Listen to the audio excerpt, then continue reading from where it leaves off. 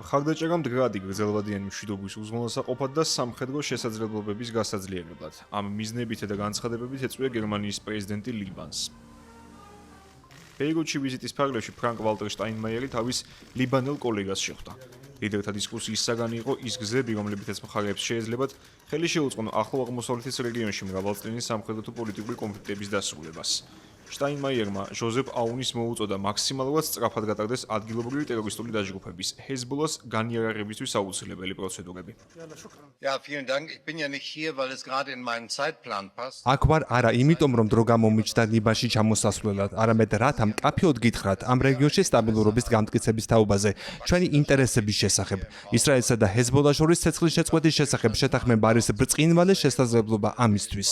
არსებობს ჰეზბოლას განიარაღებისა და ლიბანიდან ისრაელის არმიის გაყვანასთან დაკავშირებული შეთანხმება.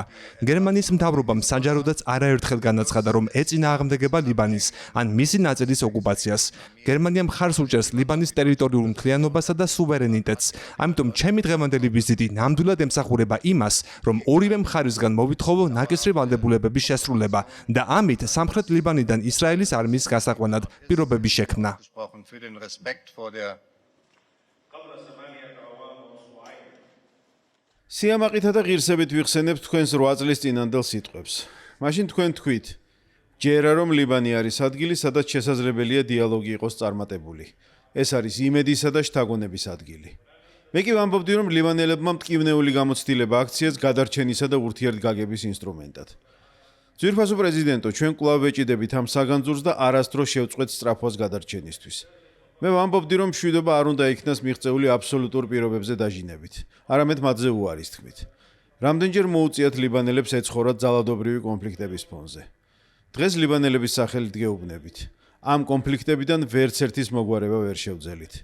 არაფერი გვინდა გარდა ჩვენი ხალხისა და მათი ოჯახების ინტერესების, ჩვენი ქვეყნისა და მისი მოსახლეობის კეთილდღეობის გარდა.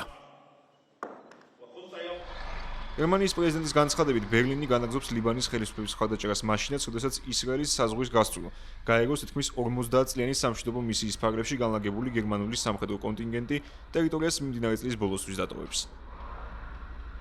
ფრანკ-ვალტერ შტაინმაიერის თანახმად ბერლინმა საკუთარ თავზე აიღო ლიბანური თავდაცვითი სისტემის გაძლიერება, როგორც ფიზიკური ძალის გაზამაზადების, ისე ტექნიკური აღჭურვილობის გადაწყობის თვალსაზრისით. ამ მხრივ კი პროცესში აქტიურად არის ჩართული გერმანული სამხედრო საზღვაო ფლოტი.